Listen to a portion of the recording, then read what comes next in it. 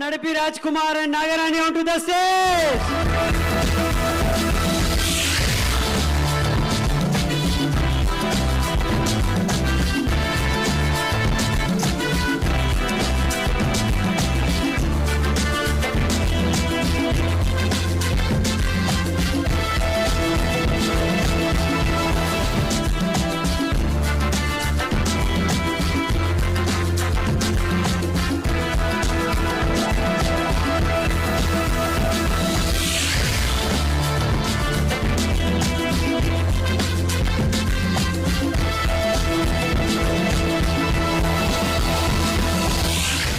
Thank you very much.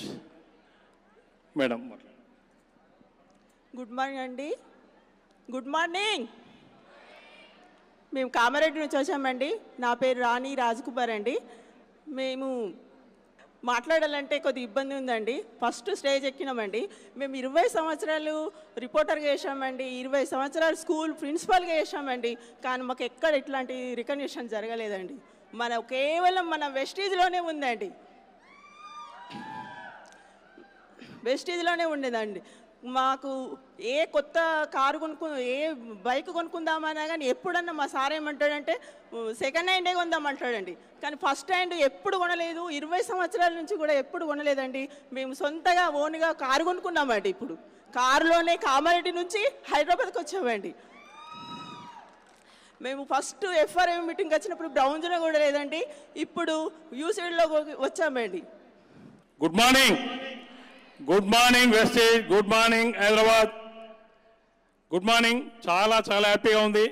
నిజంగా నా జీవితం ఎలా ప్రారంభమైందంటే మా నాన్న మా తల్లిదండ్రులు ఫార్మర్స్, వ్యవసాయం చేస్తూ జీవనం సాగించేవాళ్ళు.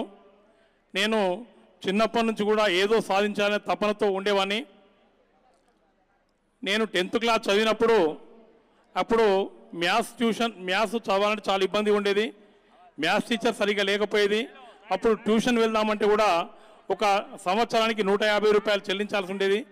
ఆ 150 రూపాయలు చెల్లిద్దామంటే మా దగ్గర డబ్బులు లేవు. ట్యూషన్ వెళ్ళలేదు. ఎవరైతే గవర్నమెంట్ స్కూల్లో చెప్పే టీచర్ ఉందో అదే టీచర్ చెప్పిన మ్యాథ్స్ చక్కగా నేర్చుకుంటూ దాన్ని పదే రిపీట్ చేస్తూ మ్యాథ్స్లో 85 మార్క్స్ సాధించాము. తర్వాత 10th మండల్ ఫస్ట్ ర్యాంక్ సాధించానండి. అప్పుడే నేను ఒక డ్రీమ్ పెట్టుకున్నాను, ఖచ్చితంగా ఎలాగైనా డాక్టర్ కావాలని, ఎంబీబీఎస్ డాక్టర్ కావాలని. కానీ పరిస్థితుల కారణంగా, డబ్బు లేని పరిస్థితుల కారణంగా కనీసం పుస్తకాలు కొనుక్కుందామంటే కూడా డబ్బు లేని పరిస్థితి. చాలా కష్టపడ్డాను, చదివాను, కానీ రాలేదు సీటు. తర్వాత ఇంటర్మీడియట్ డిగ్రీ అయిపోయింది. తర్వాత ఒక ప్రైవేట్ స్కూల్లో టీచర్ చేశాను. చాలా తక్కువ జీతానికి రోజు సైకిల్ మీద 8 కిలోమీటర్లు వెళ్ళి 8 కిలోమీటర్లు రావాలి.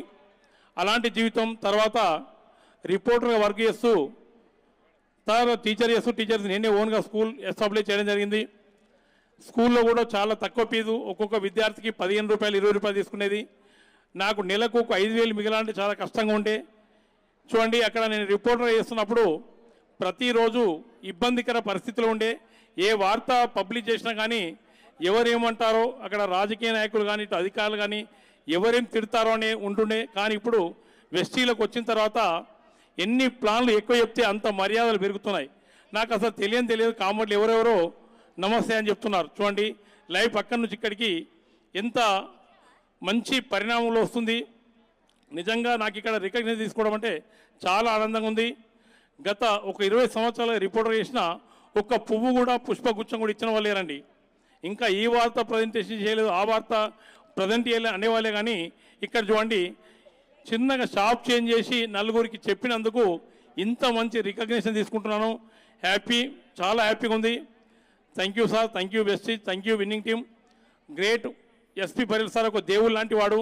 నిజంగా నేను ఎఫ్ఐఆర్ మీటింగ్లో సాను చేసే డిసిషన్ తీసుకోవడం జరిగింది.